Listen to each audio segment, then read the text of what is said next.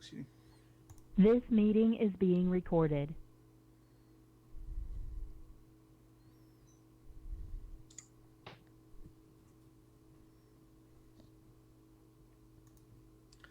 We need a catchphrase.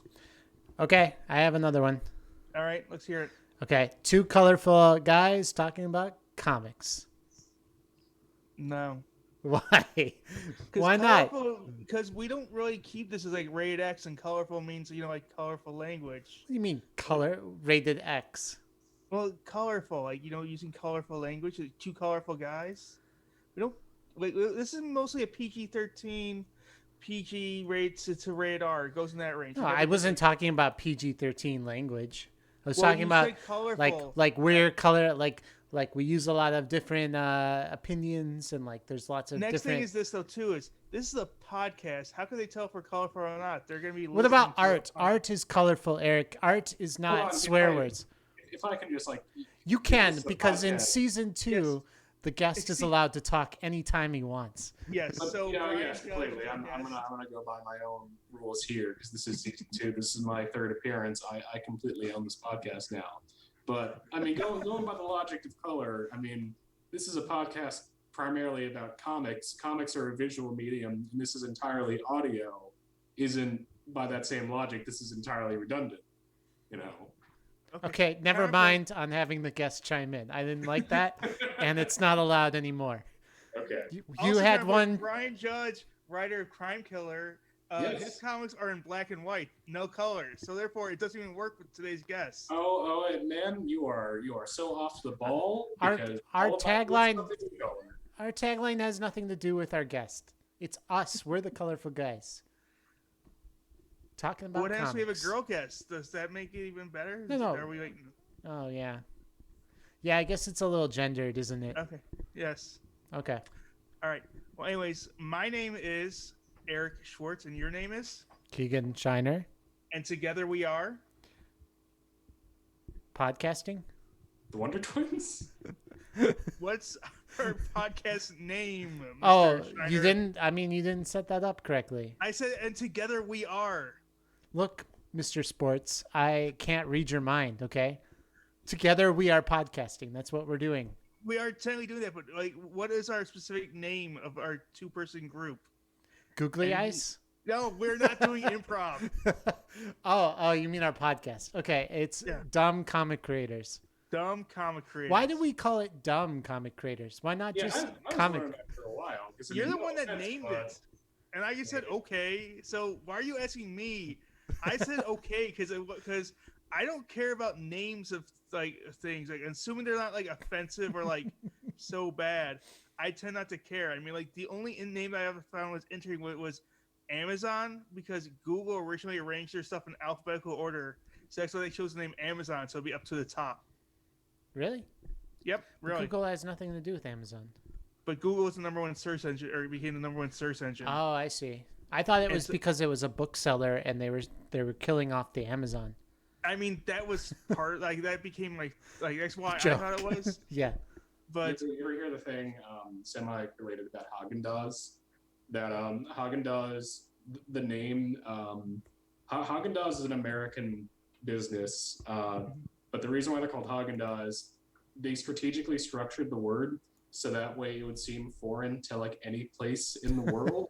Because you think like, oh, this is like a European, maybe like whatever, because it has like those. It's like Haagen-Dazs. It sounds Yeah. like German or something. No, it's all nonsense. Oh It's my all just God. like made to sound foreign. Oh my God. it's amazing. Yeah, no, I love that. Good Well, stuff. I guess because we are dumb, Eric. That's all. That I felt dumb making comics, so I was like, let's do a podcast about making comics. But I don't want anyone to actually think that this will be helpful in any way.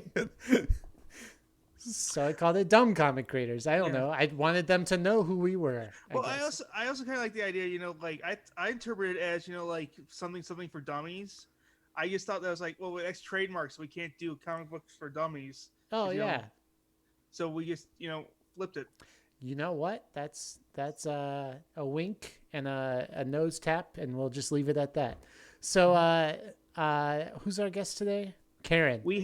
Karen Judge. Yeah, Karen Karen Judge. Hi, I'm surprisingly a lot not far. Surprisingly, my name's not Karen. My name's Brian. I'm currently using my mom's computer because my computer has bad internet. That is not my Mary Chapin Carpenter poster behind me.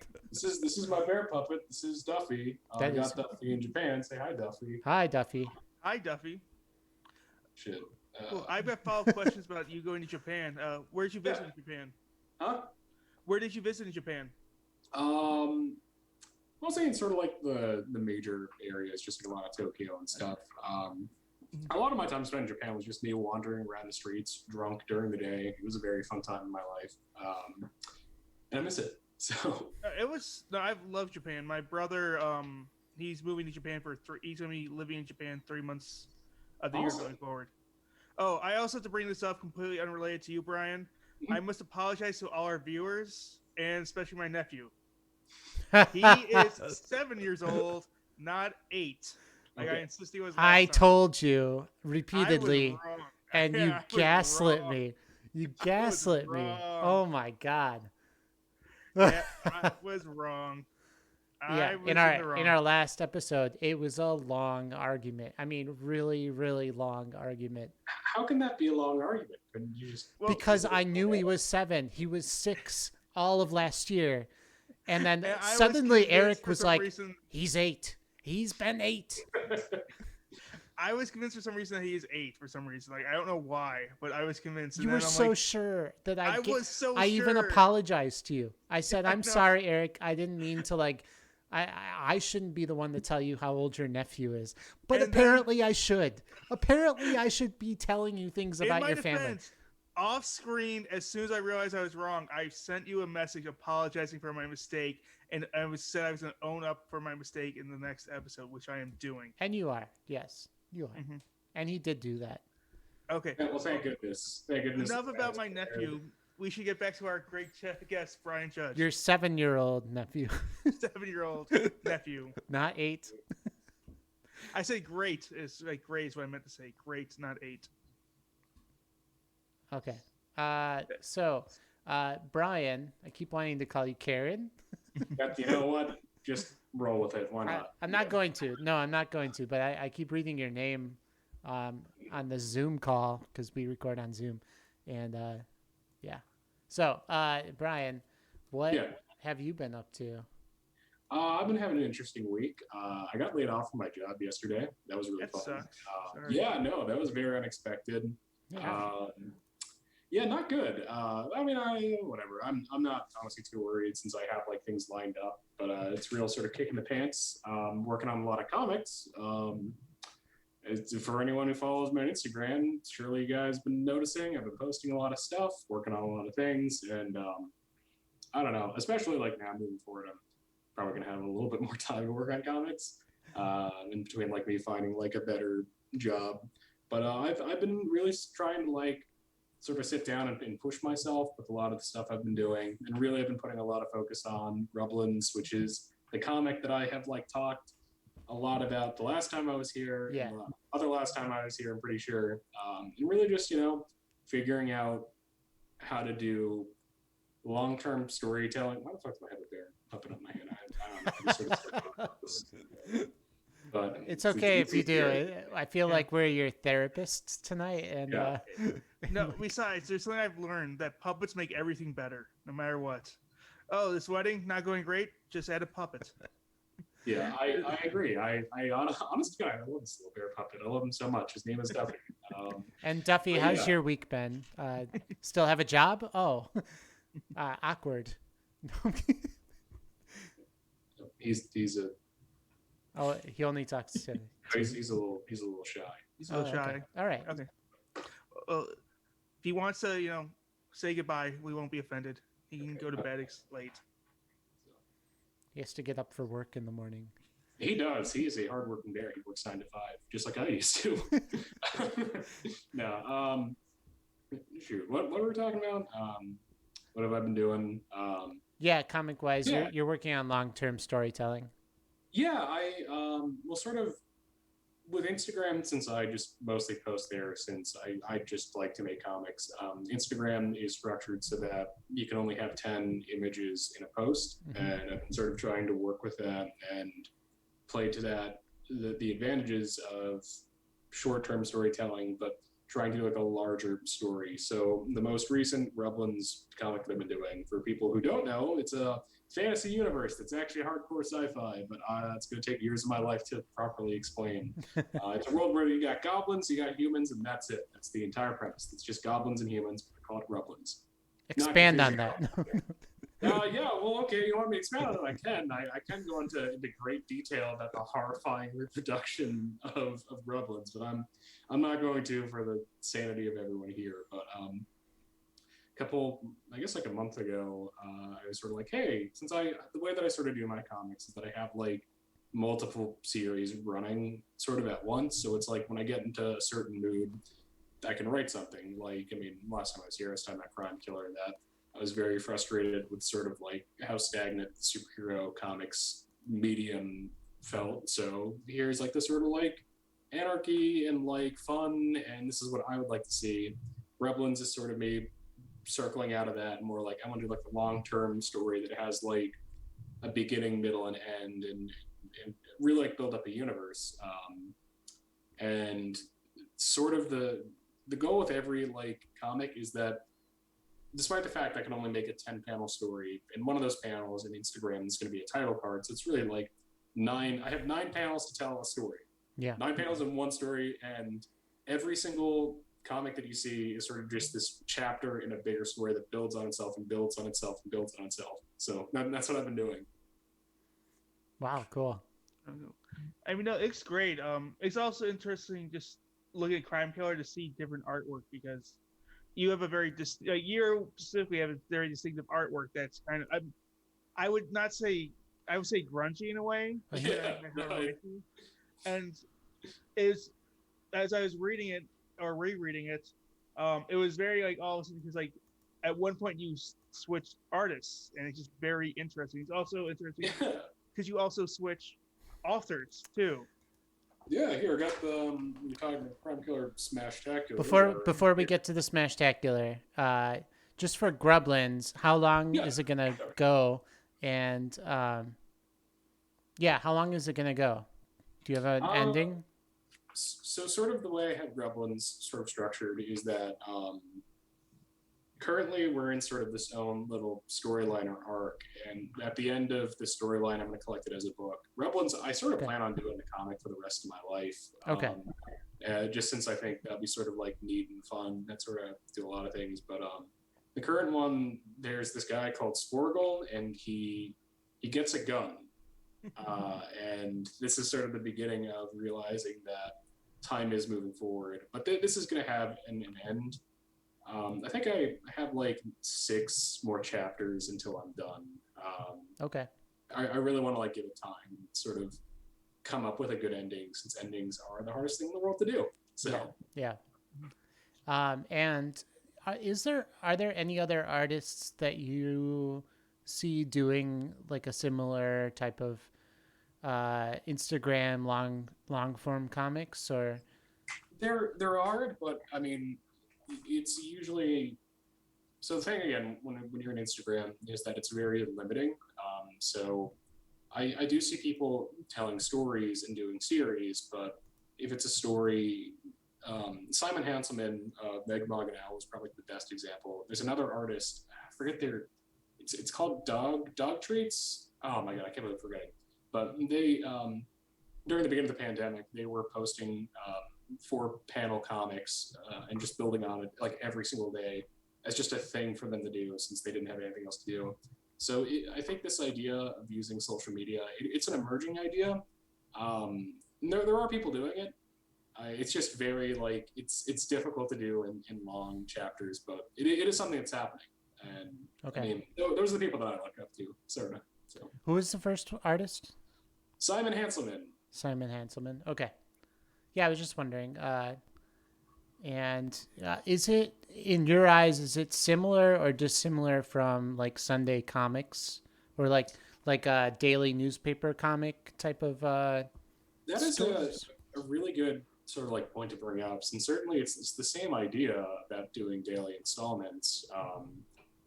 I think that's a very good comparison. To Okay. be honest, I think that's like very like on the nose. And I think I'm that sorry. oh no, that's Okay. awesome. It's like a really like honestly like smart comparison. I like to think that it like as time goes by, certain ideas, old ideas become new again. I think that's like the perfect example because I mean, it's hard to put to words sometimes some things are doing, but like that is it is a newspaper comic, like a Dick Tracy story where you have like seven Yeah. entries, you know, one per week, and then the whole thing at the end. That's the perfect way to describe it. Okay. Cool. Yeah, I was just wondering.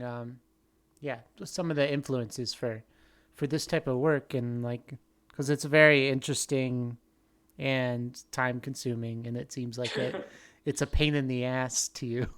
Uh, Yeah, completely. I hate it. My worst decision was like starting to color my own comics because now it takes 10 times longer to finish. right, but you seem to be like the type of artist that like finds the worst, most constricting rules, and then tries to like break them and work within them for no reason. For nobody's Yeah, telling you to do this. You could do a 10 foot by 10 foot comic, with all the chapters on one sheet of paper, and instead you're doing like daily nine panel comics to fit it all in. pretty So much. yeah. That's. I mean, thanks for that. I consider that a compliment, saying that I'm doing the useless stuff that no one else wants to and breaking these rules when no one is telling me to. Well, I didn't say useless. I said like Oh no, my bad. I bet. constraining, or like Yeah. yeah, like lots of Yeah, people kind of, or lots of artists. Some artists are like that. They just love that. Like I want it to be as hard and difficult as possible because you reach like the highest level of creativity trying to like work yeah. within. Yeah, And yeah, that's always been sort of like my outlook is throw me into like whatever like the worst situation is and just like work forward. Since I do think that like the more that you set goals for yourself and you intentionally limit yourself, the more interesting results you have. I mean, I'm sort of at the point where like I feel confident in my ability to make comics. So moving forward, I'm trying to like get bigger and bigger by doing bigger things. Like the Smashtacular, just to touch on it yeah. shortly. Let's move into it. Yeah. Um, I started doing this book and I said, hey, I want to do a story with this crime killer, which, hey, you can buy this right now, oneonlycomics.com. Link is in the description. Link is in the description. Yeah, make sure to comment, like, and subscribe to this video, and make sure to leave a thumbs up. No, but like, I started out, I think the goal was like, I wanted to do a bigger comic than I've ever done before. I wanted to do like a 20-page comic, since I think that was the biggest at that point. And then I just kind of kept going forward and forward. And I thought, hey, it'd be fun. I've made some friends on Instagram. I'll ask them if they want to do some stories. So I thought, yeah, I'll get like one or two people. Met some really nice people, and they did, a couple stories. So in the beginning, it was like, yeah, maybe 20, maybe like 30, maybe it could be 30 pages. The final thing for this book is it's an 86-page book, and I am so like proud of this. And every single person, all of these really amazing people, which you probably can't see because of the glare, but like it was just so nice and wonderful to find people who were like, yeah, I enjoy what you do, and I want to support you, and I want to do a story for this. And that's sort of like moving forward, as I want to like start building communities and bringing people together, hopefully. Yeah, no, Crime Killer was, it's probably like my most favorite thing I've ever done. So It shows. Yeah. And so Eric, could you describe this comic for our listeners? oh, please do. I want to hear you describe it. Okay, so how I describe Crime Killer is if you took Superman, Batman, and the Red Hood and the Joker, combine them all together, in that like he will stop crime, he hates crime, but he's got no problem killing the person if they even think he's committing any crime. Like he'll go out of his way to find somebody committing these crimes and kill them in very ghoulish and devilish and bloody fashions. This would be It reminded me of Crossed, if you've ever read those comic book series, the way he would kill them, which is very explicit. I have not, but I think that is a very good way to describe Crime Killer. So I want to also point out that he's kind of omnipotent. Like yeah, he seems yeah, to know exactly where people are at all times, and like they're like, nobody can stop me, and there's no reason for him to be there. There's no detective work in these comics. He's not listed as the world's greatest detective like Batman might be, even though he's like a sort of a Batman referenced, characters. Literally, in one episode, he rips off a guy's head who's called the Gunslinger or the Gun Nuts, and throws his head and stops a crime in a completely different location by knocking off that bank robber's head. Yeah, And right. So there's definitely some elements of him being some sort of demigod. Yeah. That was actually a lot of fun. I have like my own sort of like internal rules for the character, and one of them is that he is an unstoppable force, and that like he might as well be like a god, but he's not. Like he is an unstoppable force, and one of the rules of the Crime Killer can never like be beaten. He must always win. He must always like kill. But a lot of the fun with like making this anthology and bringing so many people is that I really just said like you guys can do whatever you want. And seeing how they handled, there's this one unspoken sort of rule with the character is that he has his Hulk hand, which is his like, I don't really know if it gives him powers or like anything like that, to be completely honest, but like some like old 70s like giant robot animes, like they'll fire out their hand as a weapon. That's always the coolest thing to me, and he does that, but I don't know if he has like a hand underneath that or if he's like firing out his fist. No, what I thought that was, here's my hot take. I thought well, first of all, I think he's a little challenged. Like, and I think he went to the supermarket and literally bought a Hulk hand, like the kids can buy, and he just carries that around with him as like it has the words Hulk on it to me. Yeah. It's like a trademarked, literally the Marvel brand. The Marvel brand. Yeah. And it Reminds has me- nothing to do with his stopping crime. Well, he doesn't like have Crime Killer doesn't have an origin story. Like none of this like sort of makes sense. Like there's no reason why anything sort of happens. But Yeah. I mean, that's sort of the fun of like when I got like how many people I did. It's like 10 different people to do stories. He's like, hey, do you guys think he has like a hand? Like do you think that he could be like shot? Like I don't know what I believe. But like you have like certain, I think that whenever you write things, I'm using like a little bit of hyperbole now. Like I have my understanding for that character and sort of how things work. But like it's almost like the point of it is that you're never going to see an origin. Like you're never going to hear why is the Hulk hand or some of that. Well, for now, in like 10 or 15 years, when other artists take over this comic, they're never going to take over at DC or at Marvel, after you sell it. I'm definitely going to sell it. That is true. So then we'll get like the death of Crime Killer, and we'll get Crime Killer Origins. Yeah. That'd be a fun. Oh shoot, I would love to do Crime Killer Year One. I really hope it's like his origins, just like someone stole my hood ornament from my car. Time to go kill everybody. That's all it is. Like nothing special. Or he's like that'd be great. He's like watching Dexter, and he's like, yeah. Oh, so if I want to kill people and I kill bad guys, it's okay. I also love I love the fact though too that like no one like there's another thing is that no one's allowed to take pictures of him. That's from the comic. Not to spoil, but also that like no one seems to have a problem with him just going around killing people. Like even like just natural people, like yeah, it just happens. But I think everyone is sort of just like too scared to say anything. Like, everyone's like, oh fuck, I do not want to like talk to this guy. Just please, just don't cross my path. There are like some ideas I do have left for Crime Killer. I don't know if this is like something I could like do an infinite amount of, or if there's like a finite amount of stories. But one of them is like Crime Killer the movie, which would be a comic book about like if someone did make like hypothetically, if I did sell the rights or whatever and make like an intentionally bad story that does everything I hate in it, where it's like, you know, Crime Killer was just a regular guy, but then he had a wife who was killed by the mafia, and like just make like a really generic bad and it's story. Ryan Reynolds. It has to be. Yeah.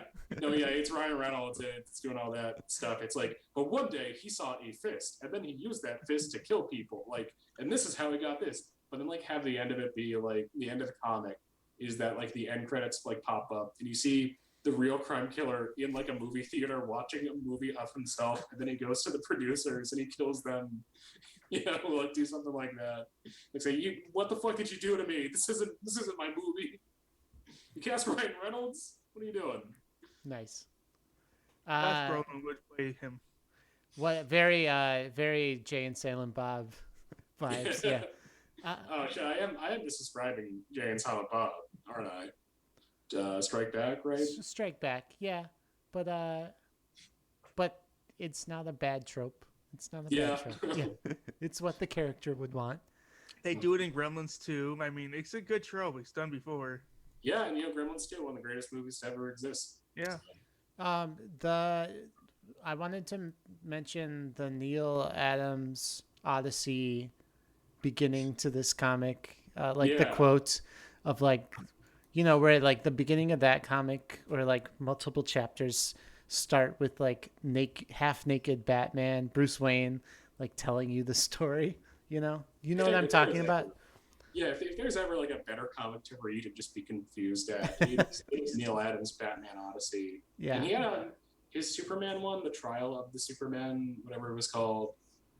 Neil Adams is a great writer, but not for the right reasons at all. He's a crazy person. Is The Trial of Superman good too? I haven't. It is just as bonkers crazy. Oh, good. Okay. It's like he goes to the Middle East and Darkseid is there, and it's, oh god, I wish I could say. All I remember is this seemed like someone like gets teleported. I think it's Superman befriends like a small like kid in Afghanistan, and then the kid says "Go Power Rangers," and then gets teleported somewhere. It's like it's nonsense. Oh my god! But it's great. So, what's it called? The Coming of the Superman. Coming of the Superman, Trial of the Superman. I think I have like a poster of it somewhere. I have to. Okay. Gotta find it. I'll have to check it out. Because he did a lot of covers, so it's actually kind of hard to find the things he wrote. Because he's an artist too, right? Yeah. Yeah. He's an interesting guy.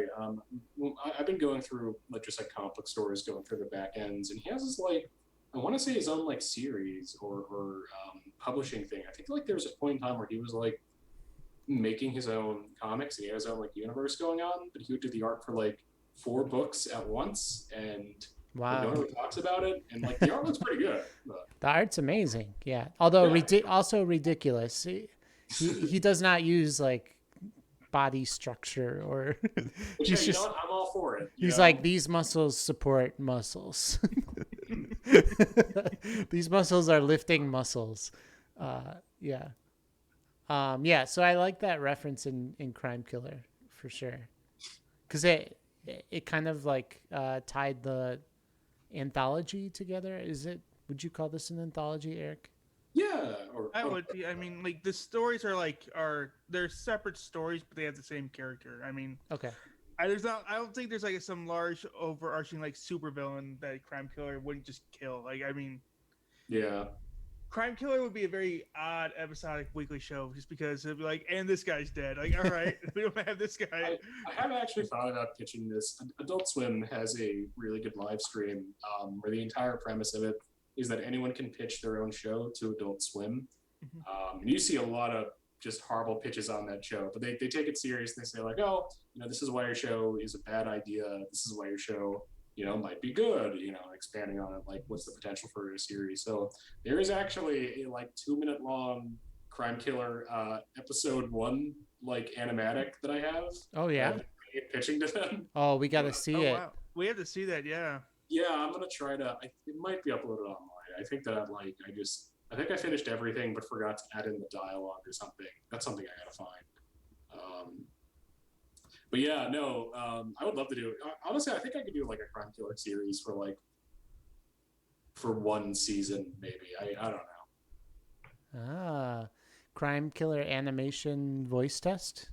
It might be that. So it's also gonna be really rough. Oh, cool. Okay, yeah, it's on YouTube. Crime Killer Awesome. animation voice test. I'm not sure if this is an animatic, but it seems like it's just the stills. Is that what you mean? Yeah, well, I sort of just like I Oh, I see. Okay. and I was really lazy with it. So because animation is so mind-bendingly difficult to do, and Oh, yeah. takes up so much time that I just thought, hey, if I already have the comic panels, I could just make that into animation. Nice. No, you really can. You have to actually put effort into that. Wait, do you draw everything by hand? Yep, Okay. every single thing. Okay. Yeah. So if you use Dragon Frame, some of that animation would be easier by hand Yeah. than digitally. Yeah. Which you could do because you can just draw it. Yeah. Yeah. Cool. Yeah. That would be a. You know what else? Adult Swim has comics on their site, and you can apply to be a comic artist on their site. I should really think about doing that. Yeah. Yeah, your stuff fits in really well with that. Oh, thank you. Especially now, hey, I don't have a job. I don't have anything else to do. I might as well make comics for Adult Swim. So Yeah, seriously. For real. Yeah, they have. Yeah, it's adultswim.com/comics in case anyone wants to find it. Any of our listeners. But yeah, there's some really good comics on there too.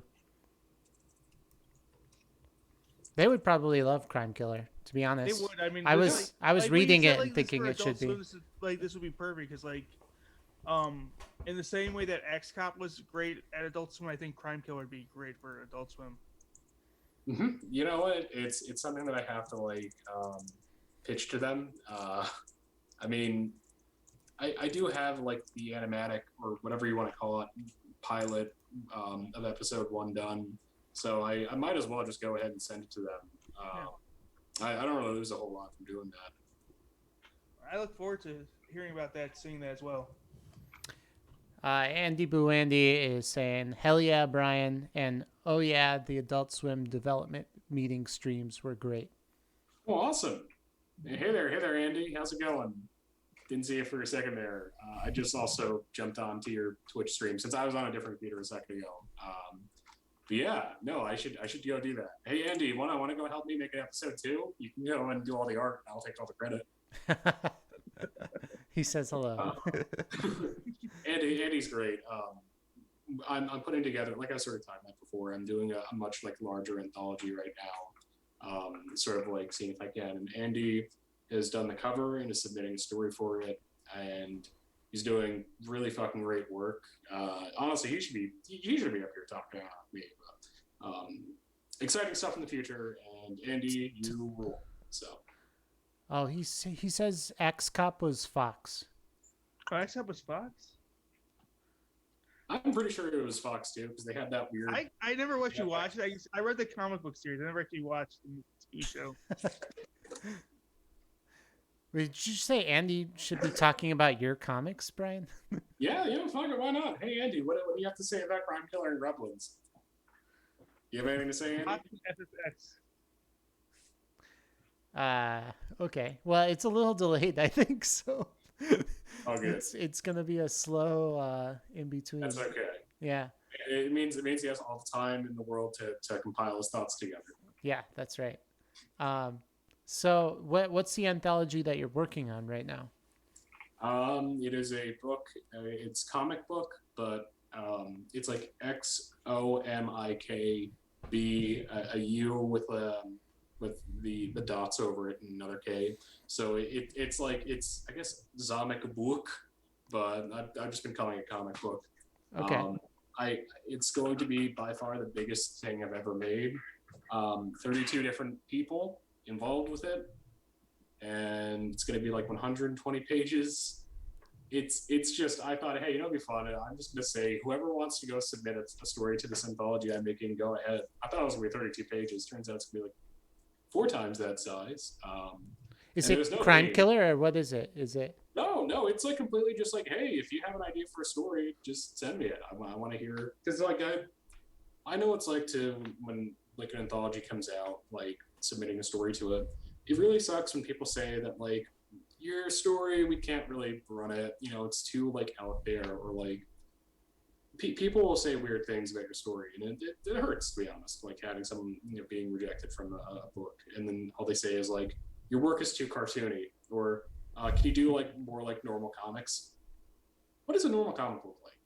I don't know what a normal comic looks like. I can't tell you what a normal thing is just because it is such a varied medium. I mean, normal could be manga. Normal could be very generic superheroes. It could be a billion different things. It could be Peanuts. It could be, Sunday comic strips. And I just wanted to say, hey, here is like a thing that anyone can submit to. I'm not going to turn anyone down because I think it's really, I think it's important for someone to get into a book and like say, to tell someone like, hey, I'm going to be able to like run your story and give them that that first place where they can get published. And so that I think that does matter a lot to people. It can really like change, I guess, their life if you want to get super dramatic, but like it makes you feel good and makes you want to like continue doing art. So the entire basis for this anthology is I'm not telling anyone no. They can do whatever story they want. It can be whatever they want, and I'm not gonna, some stories, I will be honest, they look really great. They have really tremendous artwork and are like watercolored, or like so much time dedication is put into them. Some other stories look very interesting, and I love them because of that. And I think that they are all equally of merit, and that's the most positive way I'm going to say it. But like, no, truthfully though, like I do think like. So you're saying story is interesting. You're saying there's a comic book anthology out there that Eric could draw a comic and get into? I am saying that Eric, if you got in during that moment when I was accepting submissions, that I would. You missed it, Eric. That's the only reason. Well, have you seen my artwork? I mean, I don't know if I don't care. I would have printed it. I mean, hey, I don't know where I put it, but the artwork that I had, like Keegan thinks it's the most hilarious thing in the world. I took Batman's face and turned it into a pumpkin because I can't draw faces. We'll tell you what, Eric. I can still. There is technically one space left in this whole book for me to like put things in. I'm not gonna say it's gonna be big, but I will give you my word. If you want to just like email me that file, that JPEG, whatever, I will put it in the book. All right, so, we're in. I don't know where I put it, so Keegan, I think it's on you to find it. We're in. We're in, Eric. Now you're just passing the buck, man. Now it's just on. Oh no, because for the artwork only artwork I've ever drawn for this show, we all had to submit it to Keegan because then he was sharing it with everyone. Okay. And again, I'm not a good artist. Like Andy Boo Andy was a fantastic artist. He did the December drawdown with us when awesome. we were doing it. Yeah. So he would draw the actual comic and we would try and draw, and yeah. My niece Chloe, fantastic artist. Yeah. He says, hell yeah, put it in. The book is really crazy. It is, and again, Andy, you did an amazing job with the cover. I know right now I'm just talking about a non-existent book that neither of you have even seen, but it's something I'm very excited about. No, seriously, we'll get everyone in to talk about that. We'll get all your artists. We'll get all your artists in, like anyone. You can do an submitted. entire season. Season 3 is just going to be about the Zomic book. The Zomic book. Mm-hmm. Cool. Exactly. So it's not a real word, right? Zomic book? Nope. No. Okay. I'm going for like a real, like sort of, I don't know. Haagen-Dazs situation. Honestly, yeah, it's Haagen-Dazs. It's a Haagen-Dazs book. Funny you should mention Haagen-Dazs. I got a great story about Haagen-Dazs. Yeah, no, actually, I planned this all in advance. Yeah, I had that story in my pocket for a reason. Now, I have some ideas for like, I always thought like, hey, if I ever like made a book, these are things that I would do. And one of the things I always want to do, and this is still like something I want to continue, is give things like a nonsensical, incoherent, incomprehensible name.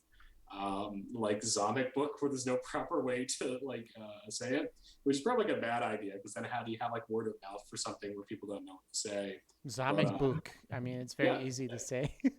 Zomic book. It ends up working out, you know. I will say though, if there is an issue too, like I'm not planning right now for like any future issues for this, since just making one is so difficult and time consuming. But if I were to do like future issues, the running gag is going to be that every issue is a different title. Like if you're never going to see Zomic book again. Like number 2 is going to be called Oh no. Yes Everything was one of the titles. We had like a whole list of names about like what are we going to call this. I feel like someone said like circumcision comics, like just like dumb things. But that's that's what I want to do. No rhyme or reason. What is your business model? I don't have one. I just do things that I think are funny and hope that I make money, and I never do. Cool. Um, I didn't lead with that question. No, I'm kidding. no, it's good. I mean, to be honest, Well, I wanted to ask because people do anthologies like that, and then they do a Kickstarter to like raise the money to print them. That's a very smart idea that I should be doing. Is that something that you might do in the future? You think, or I mean, it sounds like this is all like a real passion, you know, which is great. Yeah. Passion is super important, or else people don't get their comics into a book, like you were just saying. So I was just wondering. Have you ever thought of doing something like that? It is something that I'm considering doing, and every day it's sort of like I really should be doing a Kickstarter or like some form of like crowdsourcing for this. A part of me really just wants to say that like I am able to take like full ownership of this and being able to finance the book. It means something to me, and I mean that may not be something I'm able to do. I mean even from the very beginning, forget about like being laid off or anything like that. Right. I saved up an amount of money to print the book when it was going to be 32 pages, which would be a lot less expensive. But I saved up like $200. Printing a 120-page book it's different. With 30 contributors, mailing them copies. It's $200 would be like 1/10 of like the amount it would cost. You know, like yeah. I mean, do you know much about book printing? Yeah. Okay. I know like this is like something that I have like hopefully Ratness Printing, who are great group of people. They can help me with printing on it. They're going to be hopefully printing the book. Like it's sort of a thing of like when it comes to crowdsourcing. I personally don't want to do it just because it puts stress on me, because then it like sort of like says I have to do this because now on top of everyone else, there's like money involved. And when money's involved and there's people, it makes things stressful, because I'm a pretty honest and sincere person. And it makes me feel bad if I'm not able to like deliver and do that. So that's why I sort of been avoiding Kickstarter, but it is something I'm going to have to do for this probably. So for this project. Yeah. Yeah, well, I think like right now I'm gonna do an Indiegogo and have every contributor. I've asked, and I've sort of like said to everyone like, hey, this is gonna cost money, and I'm still gonna be putting as much money as I can into this, but I'm going to contributors and saying like, hey, whoever wants to donate money, there's no obligation, but if you want to, it's gonna be there. So I think we might have enough just by that. I'm hoping that, but if it turns out not, then I'm gonna have to go to Kickstarter. Which, hey, maybe that's a good thing, because then my work gets out there and all that. But honestly, I'm not worried. Well, I'm only asking because say the Kickstarter campaign was very successful or like moderately successful, and suddenly you were going from printing 30 people's store. I forget about 30 people are contributing. 30 books is a lot more expensive than printing 300 books, because the more you print, the cheaper it gets, so that's all I was asking for is, and especially if you don't go through like necessarily like a local print shop, but like if you have a larger order, sometimes you go through like a wholesaler. I forget what they're called, but the cost of production decreases with every like 100 or so. Yeah, no, completely. I again, like, I haven't looked into it as much as I really should. But I I think I am gonna go put it on Kickstarter. Like, I think that is something I'm gonna do. This is just sort of like, again, a lot of changes in my life very recently. But Oh yeah. hopefully, yeah. Well, I mean, to be honest, here too. Like I just had a kid, a baby, and Awesome. yeah. Congratulations. Oh, thank you. And so and then we just moved. So I went from like full-time job, paying Yeah. for my comic, like uh having time to do things like this, Mhm. to like no time, no money, and like and suddenly Kickstarter is like the siren calling, like Mhm. how can I still do this and like raise a family? So Mhm. that's why I was asking, Yeah. but I understand completely on the we just talked about Kickstarter last week, right, Eric? And Yeah. I understand like completely the flip side of like doing these Kickstarters is that you want to deliver and it's like a lot of pressure to like get out, and Yeah. it's a lot of logistics that are like take away time from drawing and writing and like doing things that you want to do, and it's like yeah, it's stressful and it's not fun, it's the part that's not fun. Yeah. I think like everyone sort of operates differently when it comes to that. I mean, I'm this weird a little bit of an anomaly in that way where like I could never do a Patreon because I know I can make like 2 Gremlins comics a week, but the second that if I made a Patreon, just the pressure in my head about like, can I deliver, then I would never be able to make a comic again, Like, Right. All the ideas that you've written down all of a sudden just disappear. Like even the ones like I've got this mapped out for 6 issues, they're gone. yeah.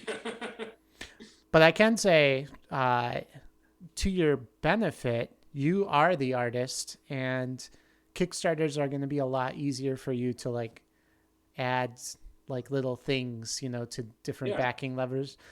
Like writers could never do that, like without the artist saying, yes, I can do that stuff, It's Like just if you ever right. personalized like notes, like or like original pieces of artwork, stuff like that. Right. We Yeah. can't do original pieces of artwork. They look like pumpkin heads, It's just not going to Well, hey, work you out. know what?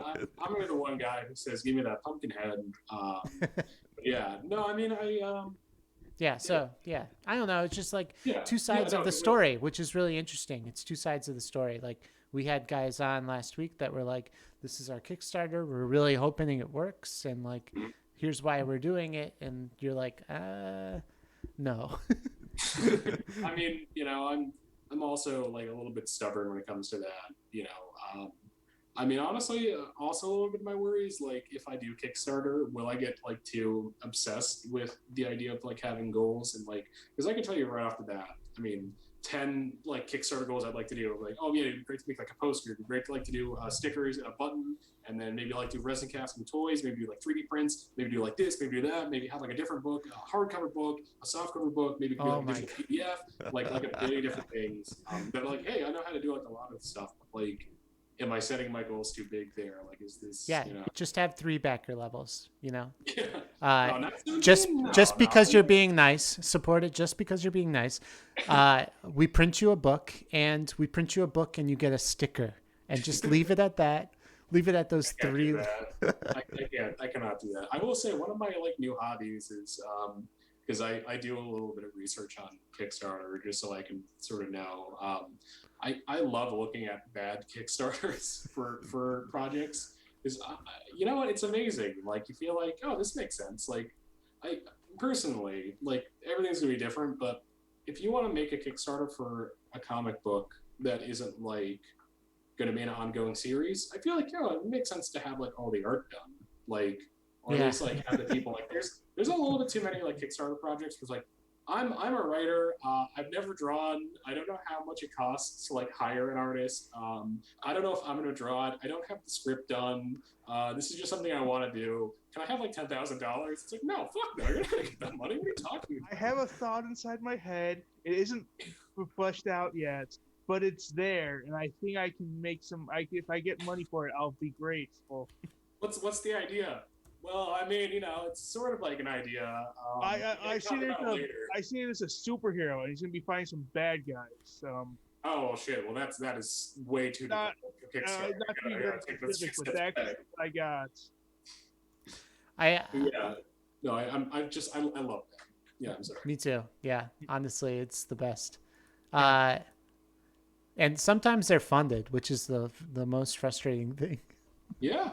Well, hey, you know what? If that guy can do it, hey, I guess maybe I can too. So maybe I should change my attitude. Right. And then there were, I don't want to call anyone out, but then there's Kickstarters for comics and they look really legit, but it's like their first Kickstarter and it's still $10,000. It's like a lot of money, Yeah. for people to not know what they're getting, I don't know. Well, I think that like with that $10,000, I mean, everything's gonna be different, and whether or not they're legit or not, I mean, I think that is an incredible amount of money, because I guess it depends upon who's on board and how many people, and if they like, is this gonna be issue one or is this like a standalone thing? But that's a way too high for me, Yeah. Exactly. And it depends if they're professionals or whatnot. Yeah. Like, is this a guy who's like, I want to do this full time? Then okay, 10,000, whatever. That can be. You can convince me this is like your full time. Okay, I'll call them out, but I'm gonna be honest and say that we fully support their Kickstarter. But the Curses guys, Eric, they're 1 through 3 issues, right? Kickstarter campaign. Their goal is 10,000, which I thought was a lot, and they kind of had over the last couple of days. I mean, they already have $2,000. I mean, the comics. Honestly, I'm upset if it doesn't get 10,000. I thought their comics were fantastic. Right, I really want the campaign to be successful. Yeah. Is this Curses issue 1 through 3? About? Yep. Yes. 3 issues. I think that's like, if it was just the single issue, I would disagree. But like, that's a little bit more reasonable. Okay. Maybe. Just because like doing like 3 actual issues compared to, I mean, I can tell you right now, for the book that I'm doing, I ran the math with like my current person, and it cost like, if I wanted to do 60 issues, it would cost me close to like $1,000 to $2,000. So okay, combine that with like working on it, like I can. That makes more sense to me. Like I think I could do like that. But if it was just like 1 issue, then no, that's not. Actually, I guess the math works out that it needs to be 10,000 with 3 issues. Yeah. Yeah. Okay. It's 3 issues plus you get a lot of specific stuff with it too. I know because they had very specific like goals depending on how much you donated. So. Yeah. I mean, hey, you know what? He got up to 2,000, and that is like just having like any amount of money for this. I mean, But I think on Kickstarter it's like all or nothing. Like you either reach your goal or you don't get the money. That's what I believe it is. Yeah, which is why I was so surprised at that amount, because I was like, get a successful campaign for your first campaign, Yeah, maybe just have like issue 1 and then have the goal be like $3,000 rather than like split it up evenly among all 3. And I mean, again, everyone has their own different like strategies. It's nerve-wracking and it's hard to know, like. Well, so I mean, I think also a big fear is that like if you go too low, that like people are gonna stop donating because once you get a certain amount, but you want to go high that like you get it, but you don't want to go so high that you do too. And also, like, if you have a specific amount in mind, the perfect world is like, actually, I'm doing this amount because this is how much I calculated how much it costs for us to do it and not lose money on it and stuff like that. Yeah. Completely. I mean, again, that's going to be all the stuff that I'm going to have to deal with eventually. But I always think, like, show up day 1 with, like, a complete finished project and have everything else be, like, right off the bat. I can, like, have like a 30-page book done and then say, oh, if I get up to blank, then you'll get like 6 more pages of content or something like that. Like, like don't have it be, because I feel like if you put the expectation on yourself, like, I mean, right now, I mean, I was sort of like joking before, but like I could like say, hey, the entire book's already done. Like you could already do all this, I just need this amount of money and nothing else. And like, you can trust me. It's like it is also Kickstarter, is that it's like you have to convince people, like, because that's all of it really. It's saying like, here's my little pitch, Yeah. Are you convinced that I can do this? Am I worth your time? Am I worth your money? Right. It's interesting stuff. What's good about Curse Comics is because I think they're doing the reverse, where they're not trying to convince people that they can do it. They're like, we've already done it. We want to keep. Yeah, on they doing have it. 3 fully completed issues. I mean, they're legit guys, like they're really I wouldn't be surprised if they make the goal. I just thought it was high. Like when I was like, "Oh my god, I hope they make it," Yeah. Yeah. You're scared, but you're excited for them to make it. Right, exactly. Yeah, exactly. Yeah. Cuz they say like the first campaign should be successful so that you can build a following for comics because Kickstarter comic, like all these creators, like if you've ever supported a Kickstarter for a comic, they email you forever afterwards because they're gonna keep making comics and they keep making Kickstarters for those comics. So like if you buy issue 1, you're gonna get emails for every single issue they make after that. Just for fun, I'm going through Kickstarter right now. I want to see what is the what is the worst sort of like pitch I can find. Oh yeah. And I think I just found it. Oh my god, this is some of the stuff you see. It's just surprising sometimes the quality of art. I'm not gonna like say exactly who this is. Oh come on, call them out. We don't mind. Okay, let's see. In that case, I'm just gonna talk shit nonstop. CMG Comics, which this might be from like a child, judging by the level of illustration. But this looks like MS Paint level. CMG Comics. CMG Comics. Okay, CMG. Yeah. Courage Media Group LLC. Just looking at this, like it's the first pick that they have. The only pick that they have is a character who's intentionally blurred out on the front, and then 3 issues that are in the background that are hard to read, that are also like darkened, and it's like instantly your pitch is that like you're not confident in your own thing, that you don't want to show it off. Like what's going on there? You see, I could do this for hours. It's just like going through this and looking at all of them. Oh no, this guy is not a child. If you go to his Instagram page, he is an adult man. Okay, I like this limited. I also love going through the tiers.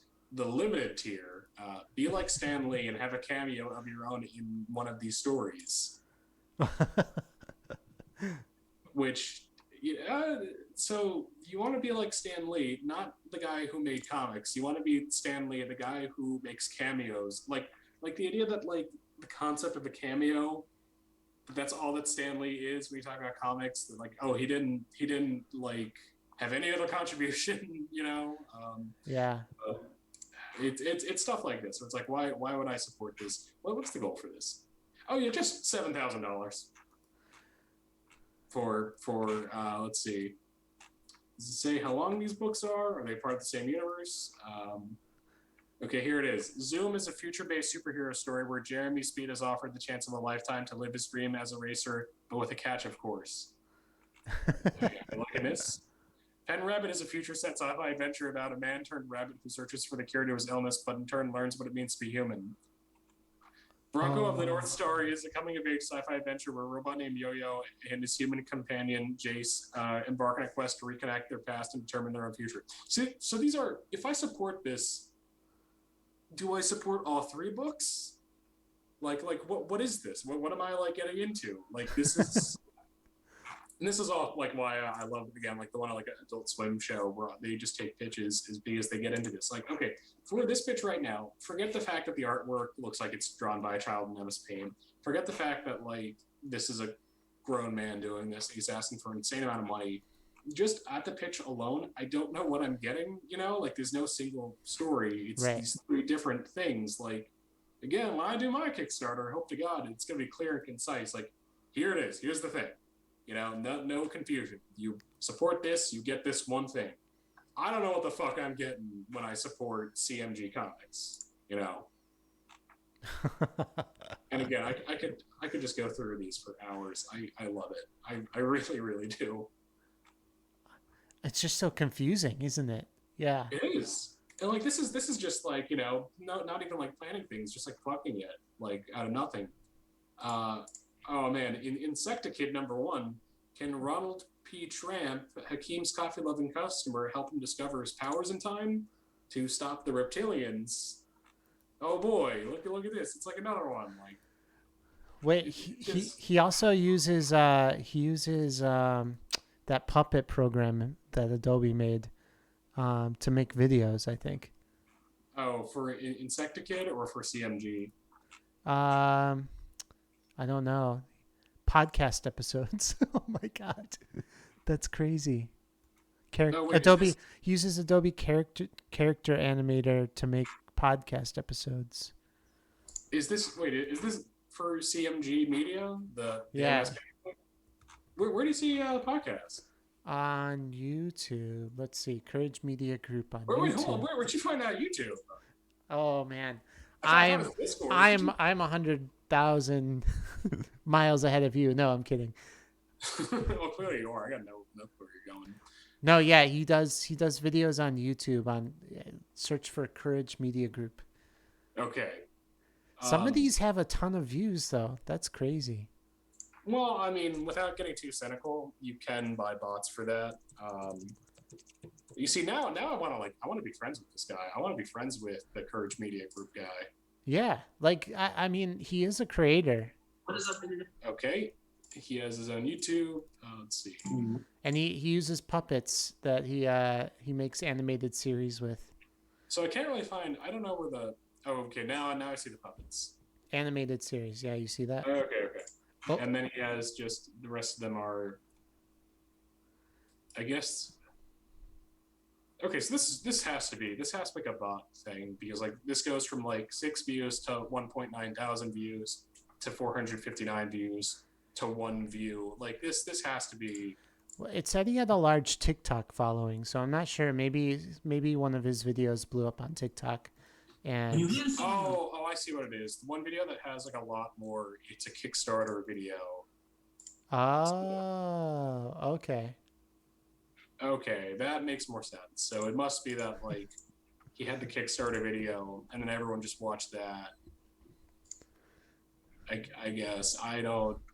Mystery. This is fascinating. This guy is amazing. I love him. He's my new hero. Right. So like, yeah, I mean, looks are deceiving, and this goes to show that like Kickstarters are not always successful, even if you, put in. I mean, to be completely fair to this guy, he put in a ton of effort on this pitch. Like, yeah, this is a lot of graphics and writing, and like, clearly he has ideas, Well, I think the important thing with like pitching and stuff is that it's very important to have your goals very clear and to make things clear. Because the ultimate thing is that like again, this is all about convincing me to give you money because I think you can do this.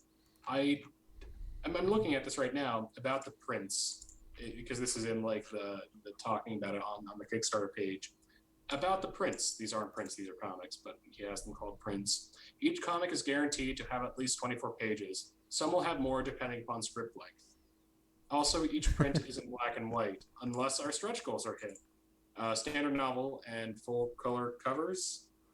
So right off the bat, like, making a comic in black and white and making a comic in color are two completely different things because you can make a comic in black and white that's meant to be black and white. Yeah. You can make a comic that's meant to be in color.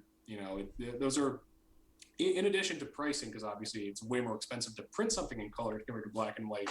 Like right off the bat, there's so many like red flags. Like each comic is guaranteed to have at least 24 pages. Yeah. But some won't. So there's that. Why? Red flag, right? That's a red flag. Like not understanding printing, saying that So let's call this like counting his chickens before they roost, right? It's like he has these ideas for 3 comics, but he needed to get further in the process before he started asking people for money for them. Well, here's the smart thing: do one comic, like pick one of these 3 comic, ideas that you like the most, I would say finish the story in black and white, but draw it in a way that it can be in color, but which is difficult. Like that's a difficult thing. If you're going to start off with this and you want that to be a thing, have your story be intentionally, let's say, intentionally black and white, because that'll be cheaper to do. This is going to be your first thing. Say that you're going to be 24 pages long. Do that. You know, give me Bronco of the North Star #1, and have every other thing just be about making Bronco #1 the best comic it can ever be. It's only going to be 24 pages, let's say. It's not going to be 24 pages unless I feel like it, you know, like focus on that. Yeah. Oh, okay. And he also says there are secret variant covers as well. Take a peek. There's no other covers to see. I don't know what those additional covers are. I don't know why it matters that they're variant covers, because I don't care about this book because I've never read it before, because it doesn't exist yet. Like, you know, it's nonsense. And I love this. I love this so much. I could spend hours looking at it. Wait, so let's find one more that didn't get funded. Yeah, I'm sorry. I'm spending way too much time talking, but I could. If you ever want to like start a new show that's just talking about Kickstarter comics That didn't get funded. I could definitely do this. They used to be a channel on YouTube, and I would do that for like video games and stuff. Red Supre or something, I forget. But that's all that they would do. Let's see, is there something else? Okay. Let's see.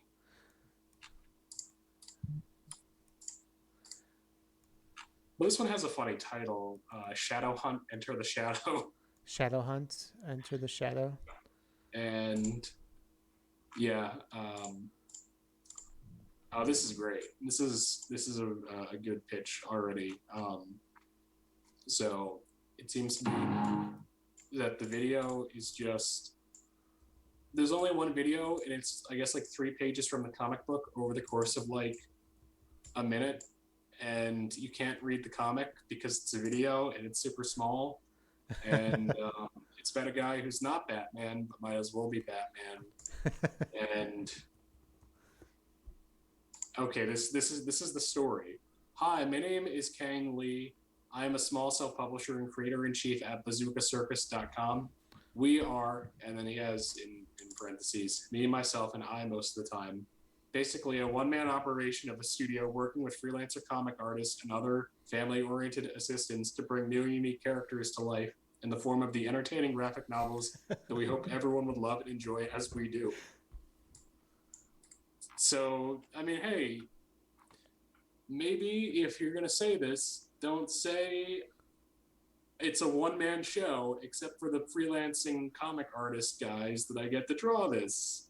Maybe tell me who's drawing this. Maybe telling me what you do in this. You know, it's basic stuff like that. And it's great to see when people don't do that. For Shadow Hunt, Enter the Shadow. I mean, he's got $1,000 supporting, and like, but the problem here was his $10,000 goal, right? Oh God, another $10,000. Yeah. But okay, but the art for this looks good. He's got 2 levels too. Remember how we joked about 3 levels? The pledge without reward. He's got only 2 other levels. Pledge $10 for a copy of the comic, and pledge $20 for 2 comics. He doesn't mention what Draken is. Okay, so if you pledge 20, I just realized, since this is a podcast, people can't see this. So yeah, again, you pledge $10 and you get a copy of the comic. You pledge 20, you get the comic, and also Draken Born Dead, our last comic publication. So I guess this guy's already done this. So I guess he has a bunch of leftover comics or something that he has printed for whatever Draken is. You know, I'm convinced that it's just like leftover comics from his own collection that he got like at the local comic book store. I picked these up for a nickel a piece. We're good. He also, in Project Update Day 20, he seems to think that he's gonna get the $1,000 back that was backed. Oh, you know, this is interesting. Oh shoot, dust went in my mouth. Fuck. Interestingly enough, in his update thing, like he's sharing the artwork for the story. Yeah. Like he's sharing several pages. I mean, it's very interesting. I mean, it's clear that it's getting done and his timeline Yeah, works, but like, but like it sounds in this update, it's like doing okay, I guess, with more backers on board and pledges change with 2 of the 3 days left until it's over. It's more than enough to get the order of the first printed edition of the comic for all our backers. But like, there's no way for the backers to give him money, because once the Kickstarter fails, the project's done, right? Like, yeah, he's not gonna get any of that money. I'm going through right now because I just noticed in each update he just posts like a bunch of pages from the comic. yeah. Also, the way that you apparently get your copy delivered to you is just to email him. Wow. So I guess if you, like, hypothetically, if I wanted like an asshole, I could just email him and there'd be no way for him to know. Oh. 1, 2, 3, 4, 5, 6, 7, 8. He's posted in this one update 8 pages of artwork. If your comic is 24 pages, 8, 16, 24, you've just posted a third of your comic online for free. I mean, it does let people know that they're getting a comic. You know? That's true. Then that's genuinely good, but combine that with everything that he's posted online. Online looks like in the video 1, 2, 3, 4. So in the video, he has at least 4 pages of content. Wow. So I already have 2/3 of the book. Yeah. You know, and in update 10, oh, look at this. He has more pages. In update 7, 1, 2, 3, some 4, of these 5. weren't actual. Oh, these are actual pages. Yeah, so you're getting most of the comic there. Yeah. Yeah, I think he has like almost every single page. Oh no, this is a different comic. This is Draken. Oh, okay. Yeah. So anyway, Okay, that's yeah. what did we learn here? We learned that his story is bad, and no, I mean, like, the way he presented the Kickstarter was bad, and that he doesn't have enough pledge things, and that he asked for way too much. Like, way. I think, like, if he'd asked for $1,000, this was a successful Kickstarter, and that markets well. You know, people see successful ones and they pledge because they want to get the comic, but they don't want to like go through the hassle of a failed Kickstarter. You know, so I think the lesson is also, whenever you do a Kickstarter, I don't know who you are, and you have to tell me again, like, how do I know you're just not going to take the money and run? You know, like, make things clear. Like, don't tell me everything, but like, at least show a picture of yourself and say, hi, this is me. This is how you know I'm not going to take your money and run. right. Like, hey, maybe lead with the fact that you have already done a Kickstarter and that you've made comics before. So You know? Brian, does this make you feel better about your own prospects? This definitely improves my day, like, by far. I have nothing but confidence now. I mean, and you think about it, anthologies should have the highest success rate because you have 30 people with built-in people that they're going to ask to support your Kickstarter. True. You know, so like, you should have no problem. You're going through the hassle of doing all the work to print it and compile it, and they ideally will ask their friends to support the Kickstarter so that they can have the work, you know. That is definitely a big pro for doing that. Is that there's already a baked audience, something I'm very grateful for. Yeah. I think we had Drew Leonard on the show. He did Future Sci-Fi Tales, and that was like how he became a comic book publisher. Yeah. Yeah, he's a great guy. I've submitted a few stories to him in the past. I think I'm going to be in his new book too. Oh, cool. Yeah. So like that was like his origin story, you know. That was like how he got into comics. So awesome. The anthologies, yeah. So it can be done, Brian. You should go out and do it. Well, I'm definitely gonna. You can't stop me now. Now, since I backed myself into a corner, and now I have to do this. Yeah, pretty much. Remember, we learned something. Word it correctly. Yes, be clear. More than two, and ask for $10,000, right? Yes. Like, yeah, I'm asking for like 2,000, man. I could definitely give. yeah, but be careful because if you get like more than 300 backers, then that certain amount doesn't work for the printing costs. And, Yeah. it's just like a little numbers game, isn't it?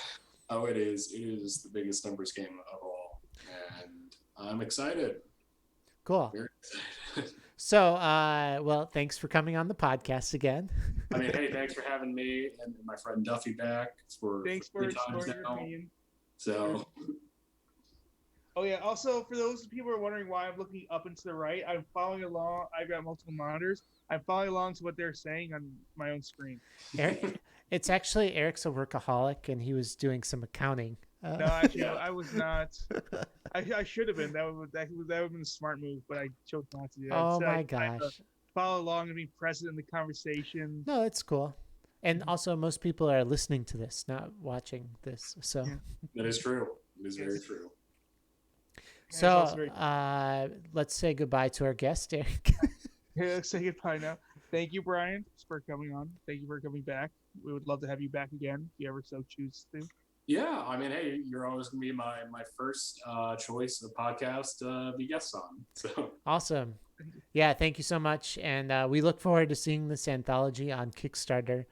yeah, And we look forward to seeing That we still have Eric's talking- artwork inside of it. So, yeah. Well, hey, here's hoping. So. Here's a- and Andy will put in a good word about that art, I think. So, cool. Well, bye. All right, see ya.